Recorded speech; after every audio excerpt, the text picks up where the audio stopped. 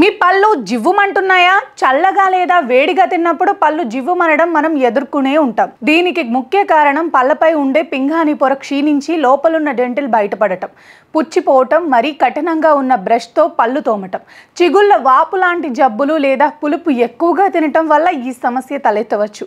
మీరు ఈ సమస్యతో బాధపడుతున్నట్లయితే కొన్ని జాగ్రత్తలతో తగ్గించుకోవచ్చు. అవేంటో ఇప్పుడు చూద్దాం. ముందుగా మెత్తటి బ్రష్తో పళ్ళు తోముకోండి. డీసెన్సిటైజింగ్ టూత్పేస్ట్ని ఉపయోగించండి. మౌత్ వాష్తో పుక్కిలించడం మంచిది. అలాగే పుల్లటి పదార్థాలు, పానీయాలకు దూరంగా ఉండటం మేలు జరుగుతుంది.